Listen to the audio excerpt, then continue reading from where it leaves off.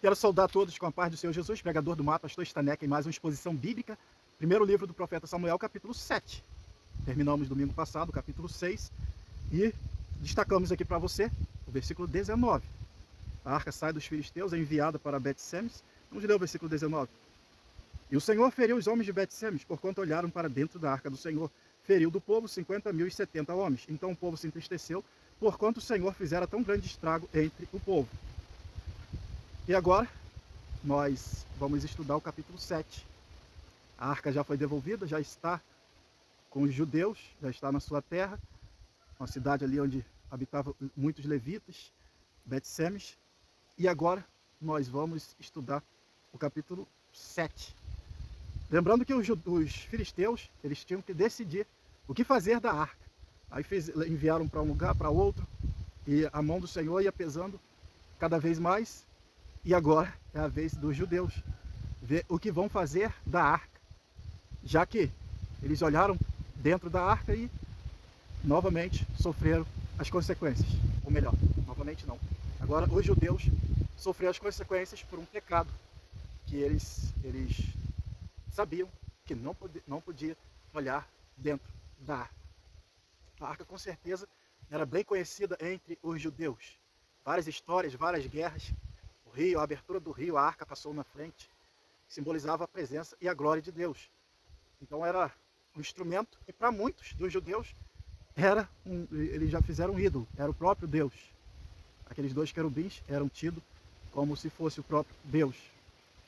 Para os idólatras, que era uma boa parte, vamos ver isso aqui mais para frente. Então agora a arca está em Bet-Semes e eles vão querer se livrar da arca. Versículo 1 do capítulo 7. Então viram os homens de Kiriat-Jearim. Então vieram os homens de Kiriat-Jearim e levaram a arca do Senhor e a trouxeram à casa de Abinadab no outeiro e consagraram Eleazar, seu filho, para que guardasse a arca do Senhor. No finalzinho lá do capítulo 6, eles vão enviar mensagem para Kiriat-Jearim para que levassem a arca. E agora no versículo 1, eles levaram a arca e trouxeram a casa de Abinadab. Pelo menos na Bíblia vai aparecer 3 Abinadabs. 3 homens com esse nome. Lembrando que a arca era muito valiosa. Ela tinha muito ouro. 2 querubins, um de frente para o outro. E ela continha muito ouro dentro. Fora as relíquias, que era a vara de Arão, maná. E era um objeto valioso, precioso. E também considerado por muitos o próprio Deus. Eu suponho que muitos judeus fizeram réplica para um objeto de adoração, porque para muitos a arca representava o próprio Deus. Talvez você está se perguntando por que a arca foi para Kiriat-Jearim e não para Siló, onde estava o tabernáculo do Senhor. Lembra quando dá a introdução lá no capítulo 1 de 1 Samuel? Havia um homem que de ano em ano ia a Siló oferecer sacrifício. Lá estavam os sacerdotes. Então, Siló foi destruído pelos filisteus. Tacaram fogo no tabernáculo, tacaram fogo em Siló. Foi praticamente destruído pelos filisteus Siló. Então não tinha mais tabernáculo, não tinha como eles mandarem a arca para Siló. Até porque várias cidades de Israel agora estão sob posse dos filisteus. Então, por esse motivo, eles não têm como mandar a arca a Siló. Então, os sacerdotes, possivelmente, eles arrumaram outro lugar para... Você vai ver que o templo, por exemplo, a arca ficava no tabernáculo. E a arca agora vai ficar andando de lugar a lugar até que vai ser construído o templo de Salomão para ali colocar a arca. Claro que antes Davi a trouxe, mas não sabemos aonde que ele colocou. Agora no templo de Salomão, aí sim, vai ser feito o lugar de adoração, o lugar lá da arca. Então por isso que a arca não vai para Siló.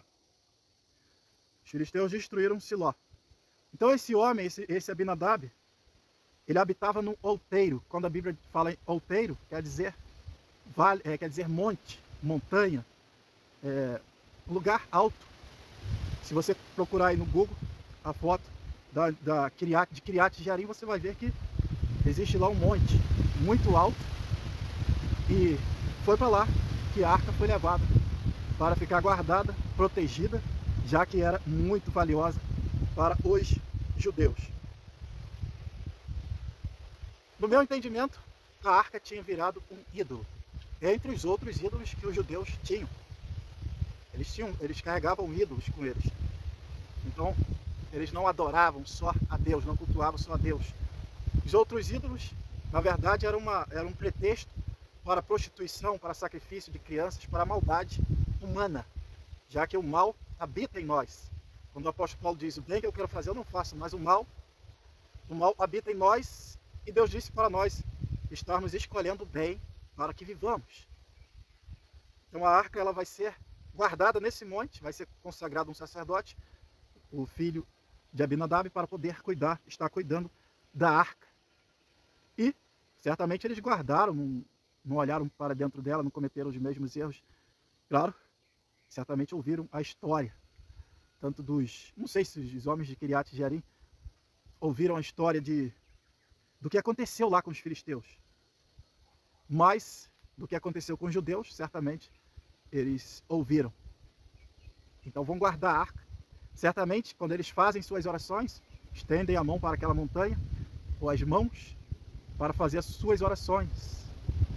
Incrível como que o povo era e é idólatra.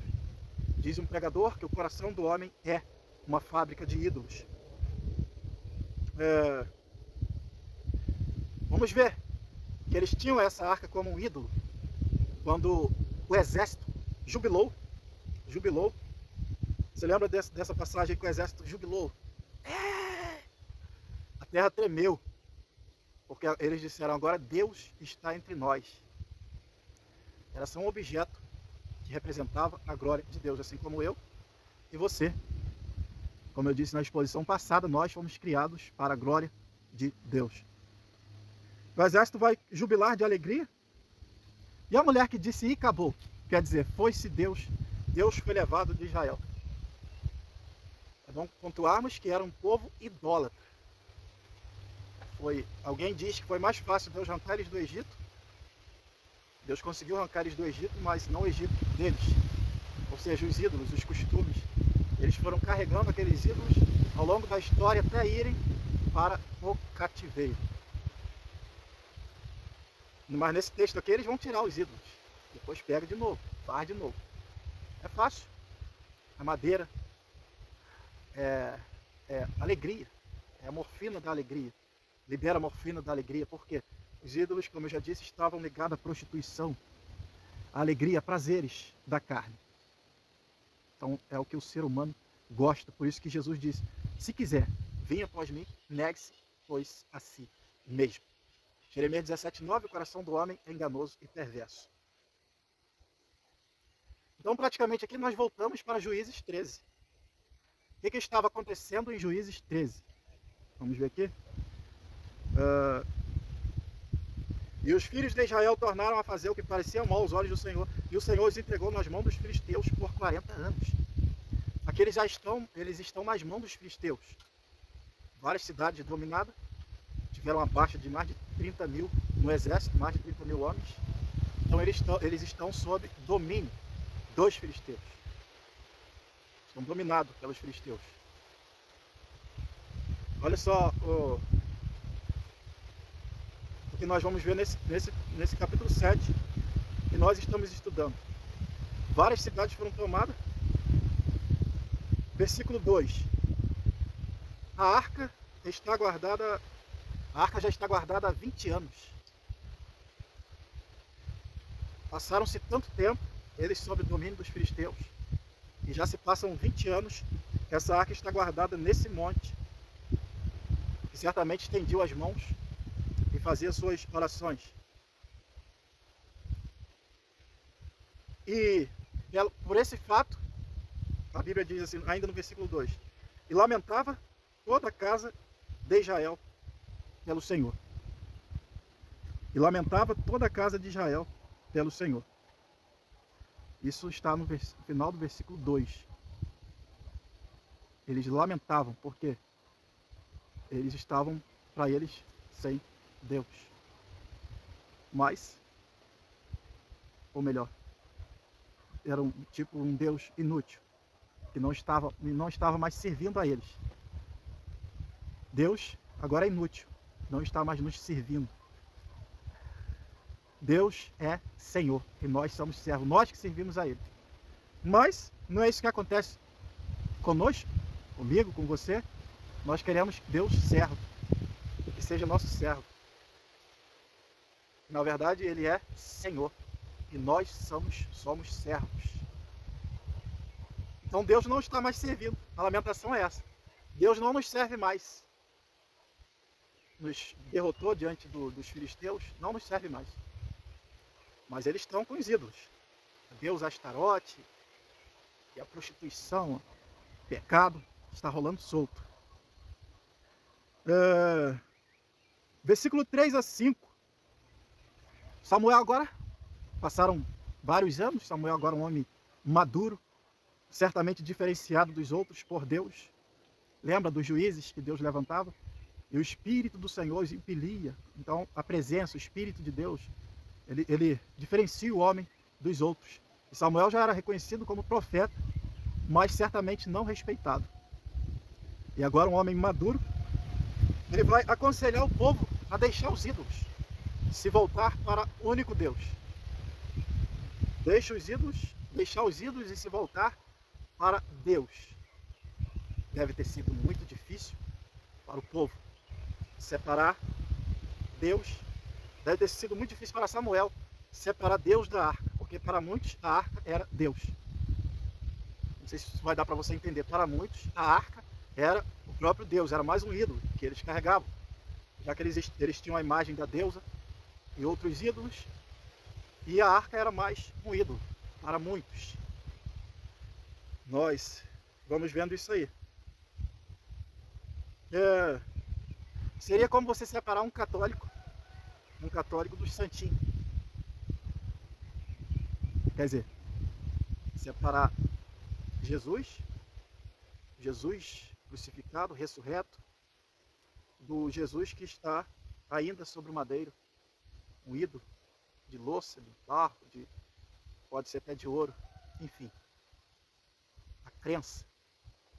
O ser humano é muito fácil ser manipulado, é muito difícil arrancar crença dos homens. Por isso que a Bíblia diz, não é por força nem por violência, mas pelo meu Espírito. Versículo 4. Então os filhos de Israel tiraram dentre si aos Baalim e aos Astarote e serviram só ao Senhor. Agora sim, eles tiraram os ídolos e estão servindo só ao Senhor. Após tirar os ídolos, que era o passo fundamental de um conserto conosco, nosso para com Deus, tem gente que tem que tirar muita coisa. Tem gente que tem que tirar aquela mulher que não é a sua esposa, aquele homem que não é o seu marido. Tem gente que tem que tirar realmente ídolos, coisas que já roubaram o centro das suas atenções e se tornou um ídolo. Porque a Bíblia diz, amarás o Senhor teu Deus sobre todas as coisas. Então se tem alguma coisa que está na sua mente o dia todo dia, já virou um ídolo, tomou o lugar de Deus, você já acorda naquela coisa. Então tem que tirar. Qualquer coisa que roube o centro das suas atenções de Deus tem que ser tirado. Alguns têm algumas coisas na geladeira para tirar, roupas de ímpios, objetos, enfim. A Bíblia diz que as nossas transgressões fazem divisão entre nós e Deus. Temos que tirar os nossos ídolos. Olha só o que Elias disse, até quando cocheareis entre dois pensamentos? Escolha hoje. Se é o Senhor, segue-o. Se é os deuses, os ídolos, segue-os também. Mas não fique em cima do muro. É o que Deus está falando para nós também nessa lição. Não serei convosco. É forte o que ele disse para Josué, não serei convosco enquanto não tirar o anátema. Ou seja, aquilo que é maldito, sem valor. Então agora após a retirada dos ídolos, aí é outro problema. Tira de casa, mas continua no coração. É tirar, literalmente tacar fogo. Não é, ah, tirei, juntei a trouxa aqui de roupa de mim, bota lá no canto. Continua na sua casa.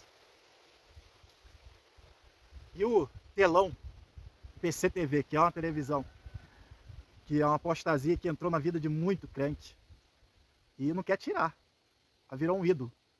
Ah, não, mas é computador. Não é. É televisão.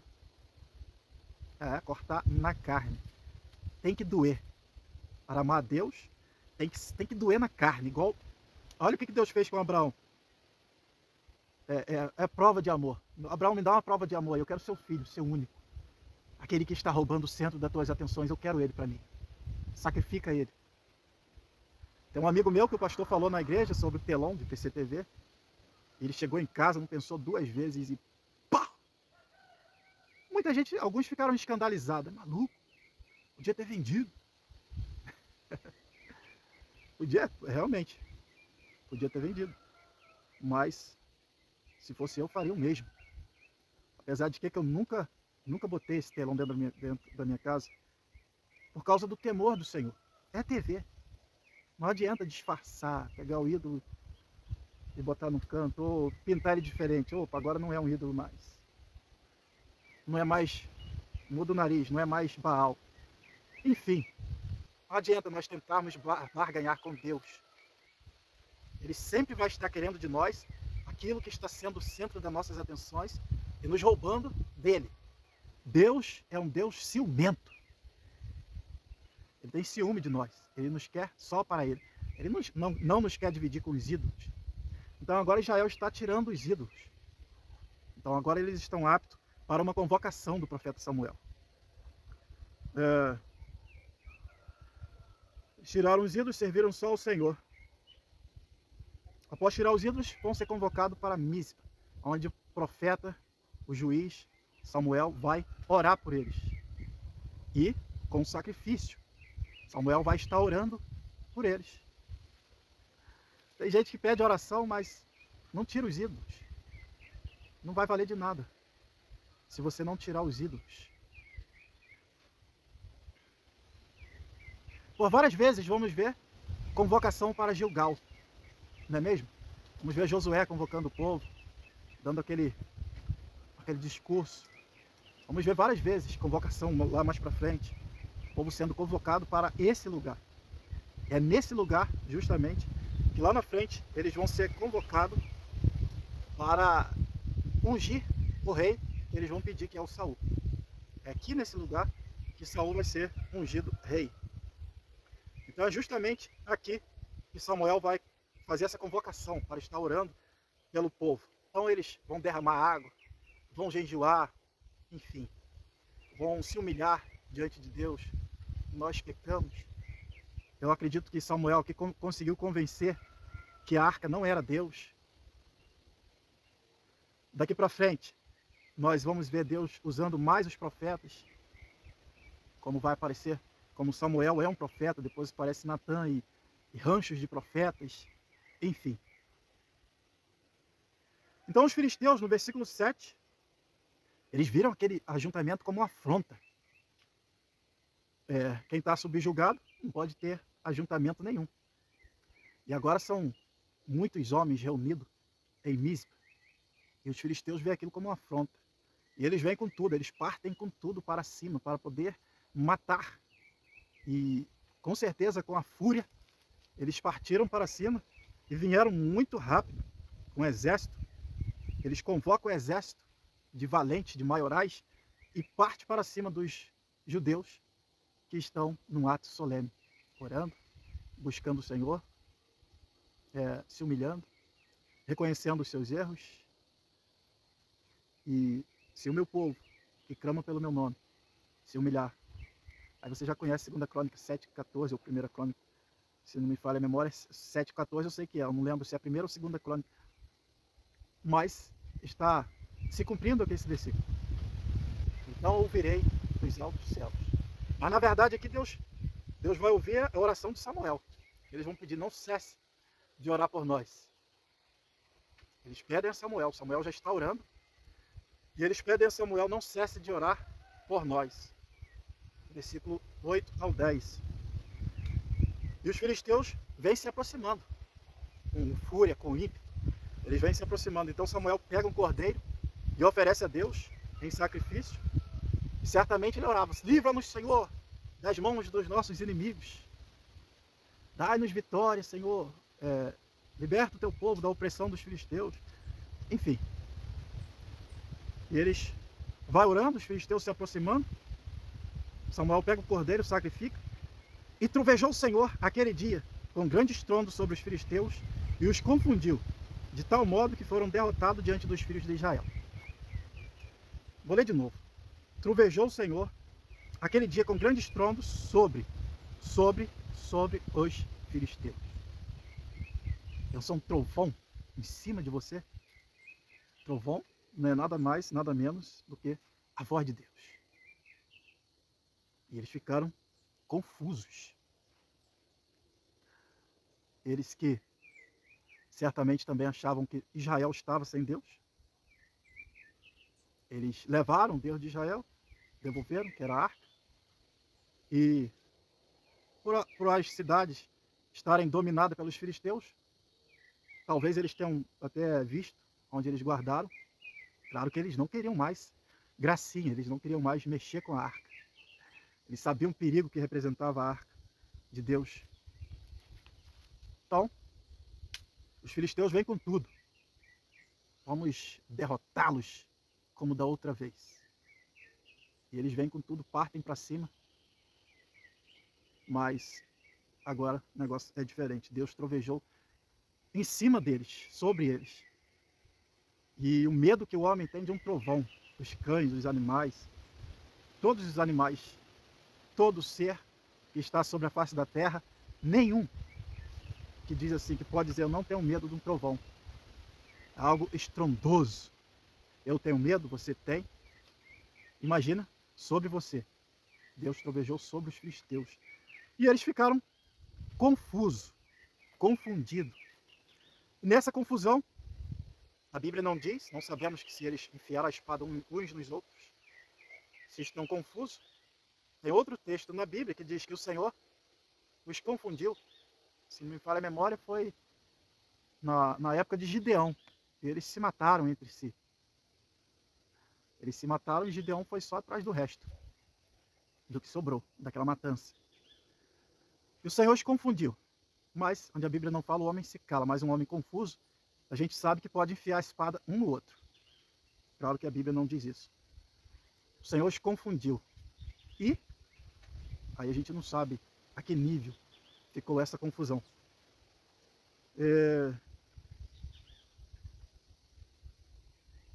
Versículo 11. Aí, por isso que eu pensei nessa hipótese deles terem se matado, se enfiado a espada um no outro. Porque olha só o que vai dizer o versículo 11. E os homens de Israel saíram de Mispa e perseguiram os filisteus e os feriram até abaixo de Bet-car. Parece dar a entender que só depois que eles saíram. Imagina o trovão. Quem vai entrar? Se ouve um trovão, dá vontade de se esconder. Eles estão vendo o Senhor trovejar em cima dos filisteus, com a confusão. Talvez um tenha enfiado a espada no outro.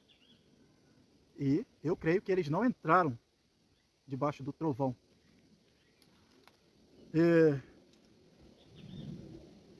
Está se aproximando o exército dos filisteus. Israel está aqui. É tipo um...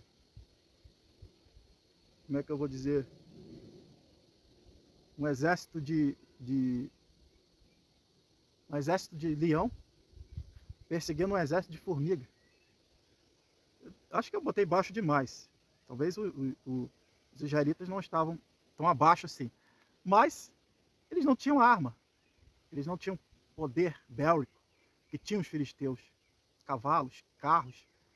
Eles tinham um exército monstruoso. Eles estavam dominando a Israel. Enfim. Então Deus vai trovejar. E agora sim eles vão sair para a batalha.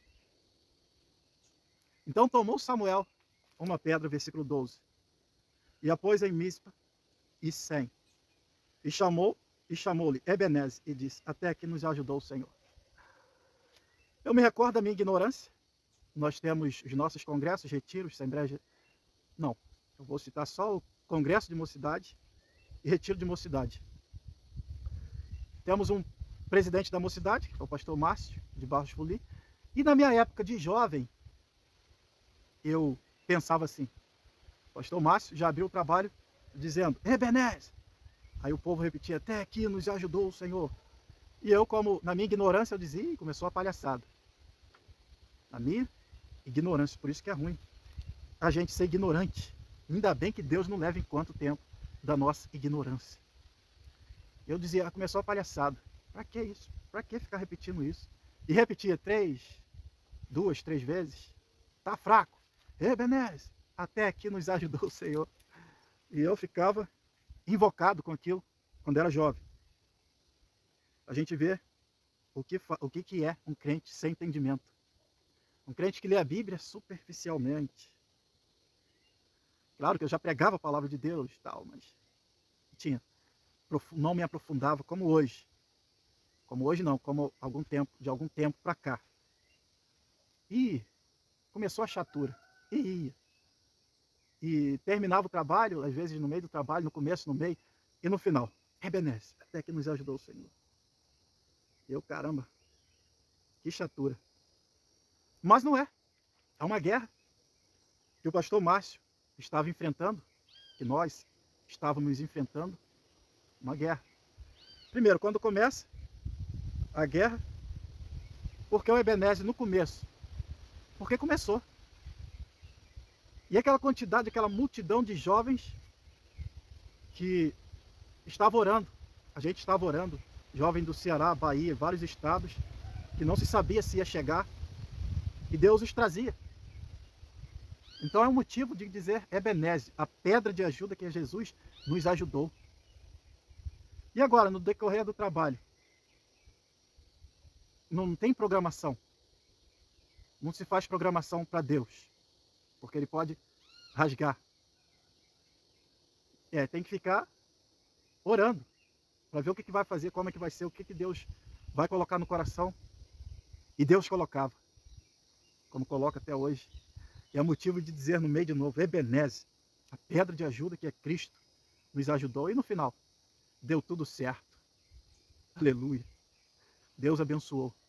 Então, hoje pode falar 1000 Ebenezer, porque hoje eu tenho entendimento.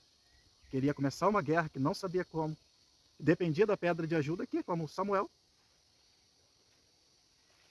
E o Senhor o ajudou. É uma guerra.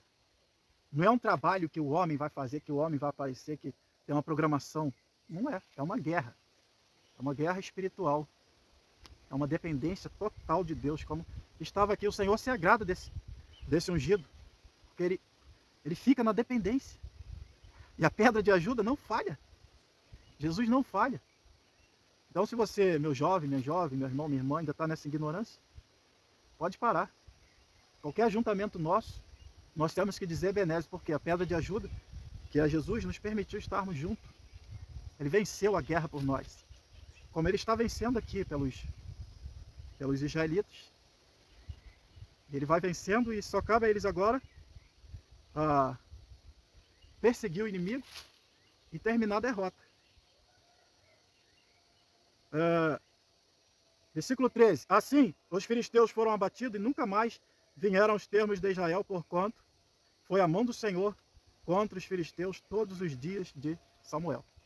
Todos os dias de Samuel, livre dos filisteus. A mão do Senhor era contra eles. Tipo assim, vamos atacar Israel? E Deus dizia, não. Vamos ver vários textos na Bíblia que Deus fala ao homem.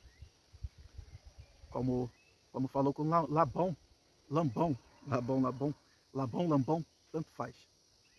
Não faça, não fale, não faça nem bem nem mal a Jacó. Ele ia para fazer mal a Jacó, mas Deus o interceptou no caminho e falou com ele. Então, os filisteus, coitados, intentavam e Deus dizia não. Eles viam o peso da mão de Deus. Primeiro, o templo caiu, matou quase 3.000 na época de Sansão. Agora, Deus derrota Dagon, Morre muita gente por causa da arca e muitos feridos. Então eles têm conhecimento de quem é, do poder do Deus de Israel. Porquanto foi a mão do Senhor contra os filisteus todos os dias de Samuel. Esse termo que eles foram abatidos é igual a um avião, com as asas cortadas, é claro. Nunca mais vai voar.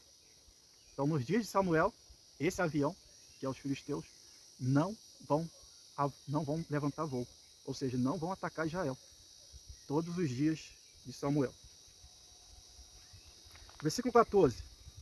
E as cidades que os filisteus tinham tomado a Israel foram restituídas, desde Ecrón até Gate, até os seus termos. Israel arrebatou da mão dos filisteus, e houve paz entre Israel e entre os amorreus. Amados, eu vou pontuar aqui agora algo muito sério. Olha só, e houve paz entre Israel e entre os amorreus. Se você quer paz, então te prepara para a guerra. Te prepara para a guerra. Porque essa paz que houve, ela veio de uma guerra. A paz, ela vem de uma guerra. Você entendeu? Samuel, profeta de Deus, ele entrou em guerra contra os ídolos, contra o pecado. Um líder. E essa paz, ela é proveniente, ela veio dessa guerra. Então nós estamos estudando, estamos falando, pontuando que toda essa desgraça, toda essa derrota de Israel foi por causa da parcialidade do sumo sacerdote Eli com o pecado de seus filhos. A idolatria de Israel, a prostituição. Então, se você quer paz, se prepara para a guerra. Não terá paz, guerreia. É melhor guerrear para o inimigo não entrar. Preste atenção nisso. É melhor guerrear para o inimigo não entrar do que para depois tirá-lo. Então, se você não guerrear contra o pecado na vida dos seus filhos, da sua família, depois você vai ter que guerrear para tirar o pecado. E às vezes o filho sai junto, a filha sai junto. Parcialidade. Deus está falando conosco para nós guerrearmos contra o pecado. É uma guerra externa. No caso de Samuel foi contra a idolatria, a prostituição. É a nossa guerra. É a nossa guerra. Ah, eu quero que meus filhos fiquem em paz. Então dá um celular, dá uma internet, deixa ele lá quietinho. Paz. O inimigo entra. Meu filho tem 14 anos. O outro tem 11. O outro tem 6. Aí tem uma filha de 16 que vai fazer 17. Uma de 20 e uma de 21. Essas três têm celular. De 14 para baixo não tem. Se der, já ameaçaram dar para o meu filho de 14, que eles acham um absurdo. Se der, eu quebro. Eu destruo. Ah, pastor, mas o senhor é radical. É guerra. Eu tenho que guerrear para o inimigo não entrar. Porque depois, para botar ele para fora, é difícil. Vai ver aí um moleque de 13 anos, se não me falha a memória. Deram essa paz para ele, deram um celular e ele ficava nos jogos, perdendo tempo, contaminando a mente. E ele foi começando a ficar ruim na escola e começou a ficar ruim. E o pai resolveu tirar. E agora, como é que você tira uma cocaína de uma criança? Porque o efeito das redes sociais, dos jogos, é semelhante da cocaína, já está comprovado cientificamente. Então esse garoto, ele vai ter uma reação da droga. Ele vai atirar no pai, ele vai matar a mãe, vai matar o irmão e vai atirar no pai. Tudo por causa de uma droga. Então nós estamos em guerra. Preste atenção. Revestivos de toda a armadura de Deus. É guerra. Aí você quer paz. Então te prepara para a guerra. Quando te disserem a paz, te sobrevirá repentina destruição. O seu filho morreu lá na esquina. Estava envolvido com tráfico. A sua filha está grávida. Conhecer alguém nas redes sociais, vira à noite no celular, no computador, porque você é paz. Então te prepara para a guerra. Não é esse o ditado? Parece que é no meio militar, se não me falha a memória. Se queres paz, te prepara para a guerra. Jesus diz, vos deixo a minha paz vos dou, mas não dou como o mundo a dá. Porque a paz do mundo é falsa. A paz de Cristo é até no vale. Tem um hino que diz, haverá paz no vale. Aleluia. Até no vale. Você está no vale da sombra da morte, mas está em paz. Vai lembrar o hino 398, se paz é mais doce, me deres a gozar, se dor é mais forte, eu sofrer, seja o que for. Tu me fazes saber que feliz com Jesus sempre sou. E esse hino foi dado no meio da tribulação. Os mais belos hinos e poesias foram escritos em tribulação, porque Jesus dá paz no vale. Aí você, pastor, mas todo mundo dá celular para os filhos. E eu fico parecendo o quê? Homem de Deus, mulher de Deus. Você não é todo mundo. Os seus filhos vão ser diferentes. E tem uns que diz, eu não vou criar meus filhos como meus pais me criaram, tronco carrancudo. Alguns excederam. Mas eu vou te dizer que seus filhos não vão chegar onde você chegou. Então, esquece a paz, é guerra. Então sobrevirá repentina destruição porque você deixou de guerrear as guerras do Senhor. Você deixou de impor limite nos seus filhos. Horário para comer, para dormir, para levantar. Nem vagabundo dorme até tarde, porque eles têm que dormir, dorme mal dormido e como diz o ditado, com um olho no padre e outro na missa. Porque não podem dormir direito. E seus filhos? Acordar os filhos 7 horas, 8 horas da madrugada é um absurdo. A mãe não está ensinando a filha a ser uma dona de casa. A menina acorda 10 horas, a outra é meio-dia. Não alia nada. Guerra, é a guerra do Senhor. Acorda essa menina cedo. Dá atividades para ela. Como é que os seus filhos, nossos filhos vão aprender a ser responsáveis se nós não damos nenhuma responsabilidade para eles? É uma vida vazia, sem interação. As emoções não é a do dia a dia com pai e mãe, com a família, são terceirizadas através das redes sociais. Que filhos são esses que nós vamos entregar para a sociedade? Eu temo por essa geração futura, essa geração que está vindo aí. Pai e mãe sem autoridade sobre os filhos. Põe sua casa em ordem. Depois não reclama. Depois que os filhos teus entrarem, vai ser difícil botar para fora. Tem mãe, pai e mãe perdendo a filha de 13, 12 anos para o mundo, se juntando com um jugo desigual, filhos se envolvendo no tráfico. Nós fomos numa comunidade há poucos dias agora, a garotada, menino de 12, 11 anos, 10 anos, um fuzil atravessado. Meu pai. E é isso. Para aqueles que não querem, que querem paz. Não. Não, meu filho vai, se tirar o celular dele, vai ficar estressado. Bebezinho. Já estão entretendo o bebezinho com o celular. Desde bebê já estão entretendo. Bota lá na frente da criança, do bebê. E ele vai só memorizando. Desde bebê. Já vão dando a cocaína para os filhos. Droga. As drogas que matam. Aquilo que você não domina, vai te dominar. E se você não domina os seus filhos, eles vão te dominar.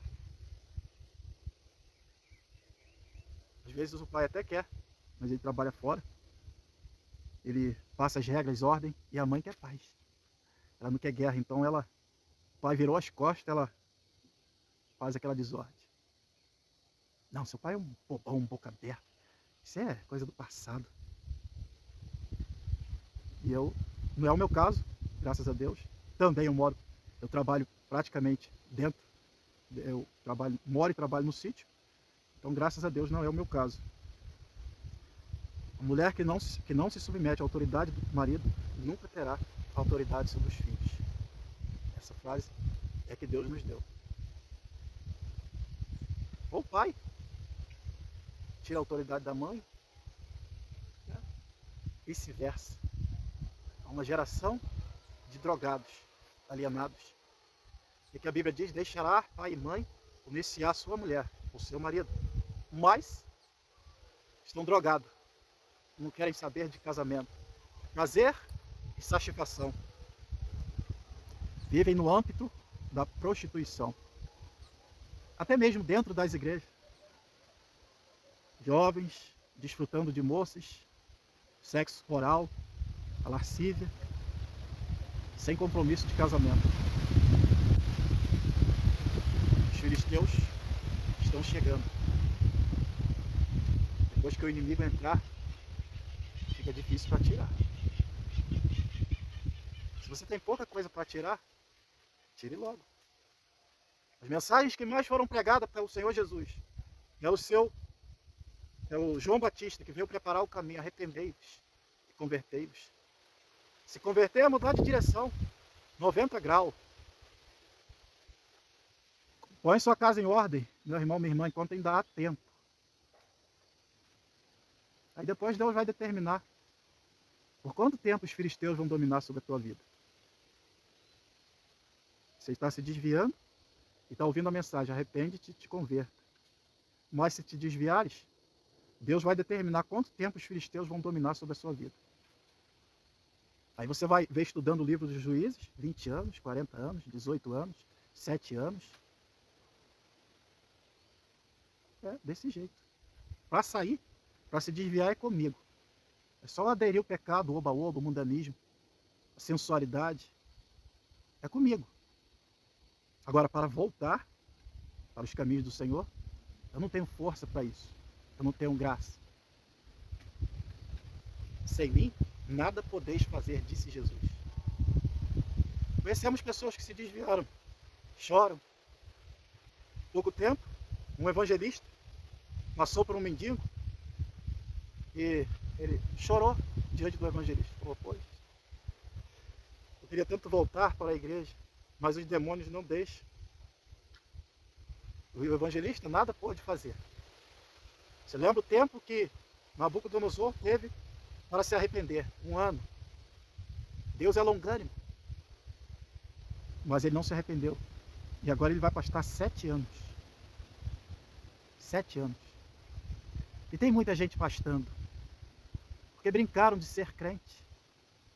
Aderiram aos ídolos ligados à prostituição, que é a pornografia de hoje. Alguns homens acham que depende de uma imagem pornográfica para poder ter relação com a sua própria esposa. E não depende, é mentira de Satanás. É mentira. Mentira de Satanás. Nós vamos gravar uma mensagem, eu espero que você procure aí depois no nosso canal. O segredo. Eu vou falar o segredo só para chamar atenção. Essa frase, o segredo, é só para chamar atenção. O segredo para ter uma mente limpa. Só para chamar atenção. Mas vai ser esse o tema do vídeo. O segredo para ter uma mente limpa. Procura aí depois no meu canal, canal Pastor Stanek.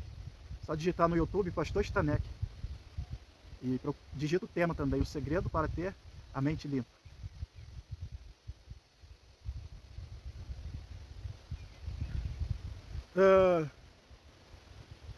Então, só o arrependimento, o conserto com Deus. Tem gente que ora, né? Restitui, restitui, restitui. Aí o inimigo vem para roubar, matar e destruir. O que ele quer roubar? Seu caráter, dignidade. Você achou que era dinheiro? Bens materiais? Não. Ele veio roubar o caráter, dignidade, sua honra, sua moral e sua vida. Só que ele vai roubando aos poucos, aos pouquinhos. Quer te jogar na lama e roubar a sua vida, se Deus permitir. Tá? Então ele veio para roubar isso aí. E Deus, se já roubou o seu, a sua família, de muitos ele já roubou a família, já roubou um filho, uma filha. Meu Deus. Já roubou a sua paz, porque você fugiu, não quis fazer a guerra de Deus. Mas, se já roubou a sua paz, alguma coisa sua, só tem uma porta, uma saída para que Deus venha restituir. É o que os israelitas fizeram, conserto com Deus. tirar os ídolos, tirar a prostituição, a mulher que não é sua, os ídolos. Olha o exemplo aqui na Bíblia para nós. Aí Deus vai restituir. Para Deus restituir, tem que tirar o pecado. Versículo 15. Samuel julgou a Israel todos os dias da sua vida. Julgou a Israel todos os dias da sua vida, ele foi juiz. Lembrando que mesmo no reino de Saul e de Davi posteriormente, que Samuel vai morrer no reino de Davi, ele é juiz. Olha o que ele vai fazer no 1 Samuel 15:32. Olha a autoridade de juiz. Então disse Samuel: trazei-me aqui Agag, rei dos Amalequitas. E Agag veio a ele animosamente. E disse Agag: na verdade já passou a amargura da morte. Disse, porém, Samuel: assim como a tua espada desfilhou as mulheres, assim ficará desfilhada a tua mãe entre as mulheres. Então Samuel despedaçou Agag perante o Senhor em Gilgal. Com toda a autoridade sobre Saul. Saul topa o rei lá, os animais, ele vem, mata o rei, exorta Saul. E o reino de Saul é rejeitado. E de ano em ano, rodeava Betel, e a Gilgal, e a Mispa. E julgava Israel em todos aqueles lugares. Era juiz itinerante. Samuel era um juiz itinerante. Eu gostaria de convidar para estudar a palavra do Senhor todos que afirmam que Samuel era sacerdote, ou sumo sacerdote. Não tem como, se nós estudarmos a palavra do Senhor, não tem como fazer essa afirmação. Eu disse até que ia fazer um vídeo, trazer os textos, mas o Senhor não permitiu. O Senhor não permitiu. O Senhor me disse não. Versículo 17. Porém voltava a Ramá, porquanto estava ali a sua casa, e ali julgava Israel, e edificou ali um altar ao Senhor. Você acha que Samuel está rodando? Porque ele está em guerra contra o pecado. Homem de Deus está em guerra. Se você quer Deus, volte para a guerra espiritual. Porque é o ditado: se queres paz, te prepara para a guerra. Então, não deixa ninguém te dizer, teus filhos, ai de vós. Olha só o que Jesus disse, muito interessante. Ai de vós, quando todos disserem bem a vosso respeito. Ai de ti, pastor, colega, ai de ti, quando todas as tuas ovelhas falarem bem de você. Ai de ti, pastor, ai de ti. É um sinal que você não está fazendo a guerra de Deus. Ai de ti, meu irmão, quando todos os seus filhos, suas filhas, disserem bem de ti. Você não está fazendo a guerra de Deus. Ai de ti. Vamos ficar sem esse ai. Vamos guerrear a guerra do Senhor. A guerra santa. Estamos caminhando para Canaã celestial e é logo ali. E é em guerra. Porém, inimizade entre ti e a semente da mulher. Nós fomos levantados por Deus para manter essa inimizade. Eu e você. Então vamos manter. Vamos para a guerra. Vamos com tudo. Amém? Deus abençoe. Meu abraço a todos. E até a próxima exposição, que será no capítulo 8.